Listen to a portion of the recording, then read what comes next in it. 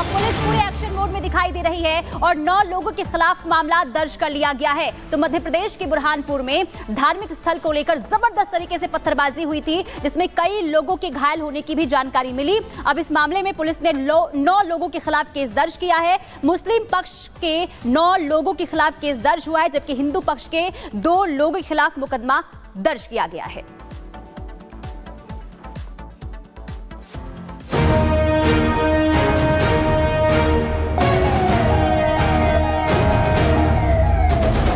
बुरहानपुर में बवाल,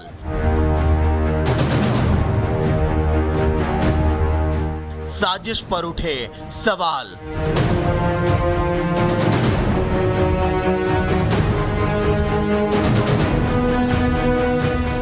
चबूतरे पर आर पार,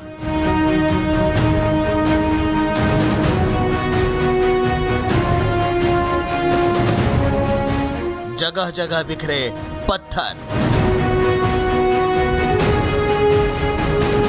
रात के अंधेरे में गश्त लगाती पुलिस की गाड़ियां।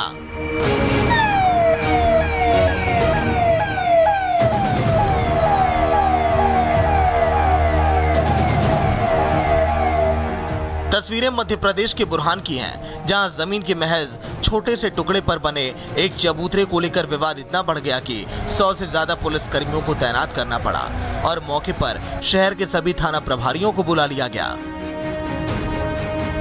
दरअसल मध्य प्रदेश के बुरहानपुर में एक धार्मिक स्थल को लेकर 2 समुदाय आमने सामने आ गए। विवाद इतना बढ़ गया कि पथराव शुरू हो गया।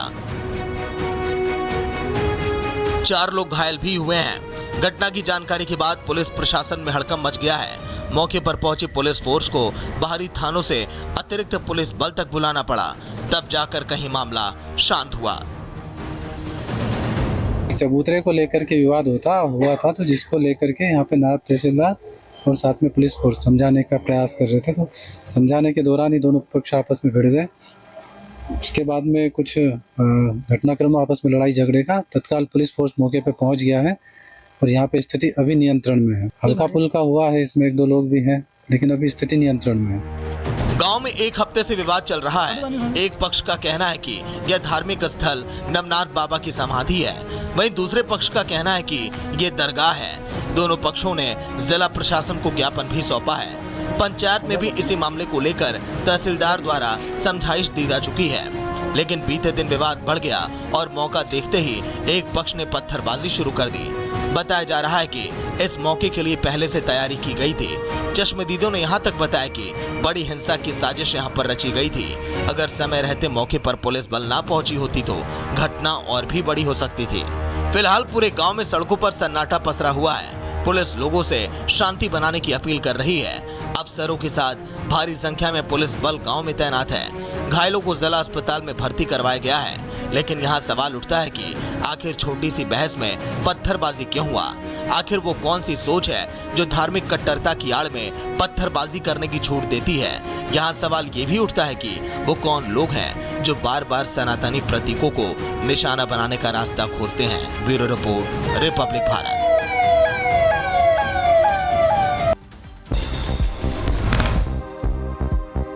केरल के वायनाड में हादसा हुआ है। सबरीमाला तीर्थयात्रियों को ले जा रही बस पलट गई। हादसे में 50 के करीब यात्री घायल हैं। दिल्ली के बवाना में एक फैक्ट्री में आग लगी। सूचना के बाद मौके पर पहुंची फायर ब्रिगेड की टीम। कड़ी मशक्कत के बाद आग पर काबू पाया जा सका। महाराष्ट्र चुनाव से पहले नासिक में बड़ी कार्रवाई हुई। एक होटल के कमरे से 2 करोड़ रुपए की बरामद किए गए हैं। जांच में अधिकारियों की टीम जुटी हुई है। महाराष्ट्र और झारखंड में वोटिंग के लिए पहुंची ईवीएम मशीन। कल महाराष्ट्र की सभी 288 सीटों और झारखंड में आखिरी चरण का मतदान। उत्तर प्रदेश उपचुनाव में भी होगी 9 सीटों पर वोटिंग। दिल्ली के पर्यावरण मंत्री गोपाल राय की केंद्र सरकार से अपील। प्रदूषण पर काबू पाने के लिए आर्टिफिशियल बारिश कराने की मांग की गई। गोपाल राय ने केंद्र सरकार से की हस्तक्षेप की मांग। कहा, प्रदूषण नियंत्रण के लिए केंद्र को कदम उठाना चाहिए। कार्रवाई नहीं कर सकते तो पर्यावरण मंत्री को इस्तीफा देना चाहिए। दिल्ली सरकार ने उत्तर प्रदेश में प्रदूषण पैदा कर दिया, हरियाणा में पैदा कर दिया, जो है राजस्थान में पैदा कर दिया। भारतीय जनता पार्टी के नेताओं से मेरा निवेदन है, नौटंकी बंद करिए और अपनी सरकारों से बोलिए कि काम करें काम। सत्येंद्र जैन से जुड़े मनी लॉन्ड्रिंग केस पर हाईकोर्ट में सुनवाई। निचली अदालत में ट्रायल पर रोक लगाने से इनकार किया। याचिका पर ईडी को नोटिस जारी कर जवाब मांगा। मंच पर जगह नहीं मिलने से भड़के विधायक छोटे लाल, कहा 5 बार का विधायक हूं। ताज होटल में पंचायत का हुआ था आयोजन। सपा की चिट्ठी को लेकर बीजेपी नेता मोहसिन रजा का बयान और कहा कि विपक्ष हताश और निराश है। यूपी में जनता बीजेपी को जिताएगी। पूरी तरीके से हम आश्वस्त हैं कि उत्तर प्रदेश में सारी सीटें भारतीय जनता पार्टी को प्रदेश की जनता जिताएगी, क्योंकि प्रदेश की जनता को विश्वास है आदरणीय योगी सरकार पर। सपा की चिट्ठी को लेकर बीजेपी नेता मोहसिन रजा का बयान, कहा विपक्ष हताश और निराश है। उत्तर प्रदेश में जनता बीजेपी को जिताएगी। पूरी तरीके से हम आश्वस्त हैं कि उत्तर प्रदेश में सारी सीटें भारतीय जनता पार्टी को प्रदेश की जनता जिताएगी, क्योंकि प्रदेश की जनता को विश्वास है आदरणीय योगी सरकार पर। मध्य प्रदेश के बुरहानपुर में 2 समुदायों के बीच में झड़प के बाद सुरक्षा सख्त कर दी गई है। पुलिस इलाके में गश्त कर रही है। फिरोजाबाद में मोबाइल चोरी करने वाले गैंग का पर्दाफाश, 5 चोरों को किया गिरफ्तार। चोरी के मोबाइल बरामद। उत्तर प्रदेश के शाहजहांपुर में पुलिस के सामने आपस में भिड़े 2 गुट, जमकर चले लात घुसे। जमीनी फैसले को लेकर विवाद हुआ। उत्तर प्रदेश के देवरिया में पुलिस का लंगड़ा ऑपरेशन जारी। पुलिस और बदमाशों के बीच हुई मुठभेड़। विशाल सिंह हत्याकांड का मुख्य आरोपी गिरफ्तार। दिल्ली में शाहदरा साइबर पुलिस ने चीनी नागरिक को किया गिरफ्तार। 43 लाख से ज्यादा रुपए की ठगी का आरोप। 100 करोड़ की ठगी में भी शामिल होने का आरोप। गुजरात के वडोदरा में बीजेपी के पूर्व कॉर्पोरेट के बेटे की हत्या। इलाके में हड़कंप मचा। चाकू से किया गया था हमला। जांच में जुटी पुलिस। गुजरात के भरूच में भीषण सड़क हादसा हुआ। खड़े ट्रक से भिड़ी कार, 6 लोगों की जान चली गई। कई लोगों के घायल होने की खबर। दरभंगा के डीएमसीएच में मरीज की जान के साथ खिलवाड़। ऑपरेशन के समय मरीज के पेट में कपड़ा छोड़ा। फिर से किया जाएगा इलाज। उत्तर प्रदेश के कानपुर में दर्दनाक सड़क हादसा हुआ। रोडवेज बस और ट्रक की टक्कर हो गई। हादसे में ट्रक चालक की मौत। मध्य प्रदेश के गुना में किसान की मौत। सुबह खाद ना मिलने की शिकायत को लेकर वीडियो किया था पोस्ट। रात में हो गई किसान की मौत। राजस्थान की भरतपुर पुलिस का अजीबोगरीब पोस्ट सामने आया है। फरार बदमाश को पकड़ने के लिए रखा 25 पैसे का इनाम। जौनपुर में पूर्वांचल विश्वविद्यालय के गर्ल्स हॉस्टल में छात्राओं का हंगामा। छात्रों ने, आपको बता दें, बीए के आवास का घेराव किया। लड़कियों को फोन पर लगातार मिल रही थी धमकी।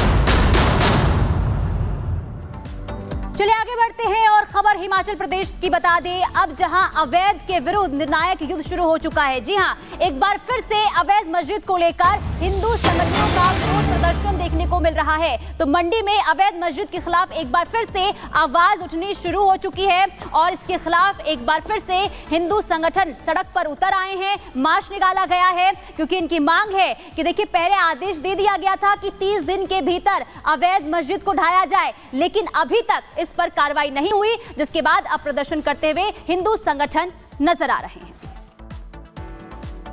लोग इस मुद्दे को काफी समय से उठा रहे हैं, इलीगल बिल्डिंग का जो ये मामला है। फिलहाल मामला क्या है और किस तरह से आप अपना प्रदर्शन वो कर रहे हैं?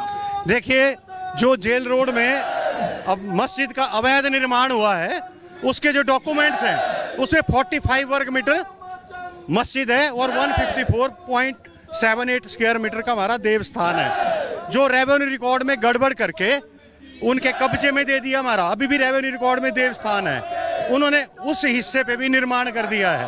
हम प्रशासन से ये मांग करते हैं कि उस हिस्से का गिराया जाए और हमारा देवस्थान का हिस्सा हमें दिया जाए। हम अभी मंडी छोटी काशी है, यहाँ 80 शिवालय है, हम 81 बनाएंगे, 81वां शिवालय हम वहाँ बनाएंगे। और दूसरी बात, जो भी आंदोलन में सम्मिलित हो रहे हैं, सरकार उनका मोबाइल सीधा जब्त कर रही है, जैसे मेरा कर लिया, उससे आधार इनेबल्ड OTP का जो होता है, सारी लाइफ उसी पे डिपेंड है।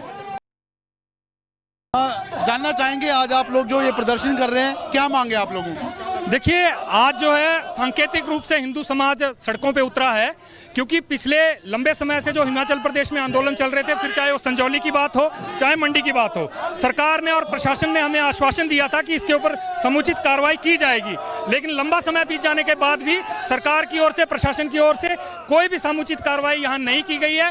संजौली की जहाँ तक बात है, वहाँ भी काम जो है तो उसको हटाने का रोक दिया गया है। और मंडी में जो अवैध निर्माण यहाँ हुआ है, वो हमारा देव स्थान है।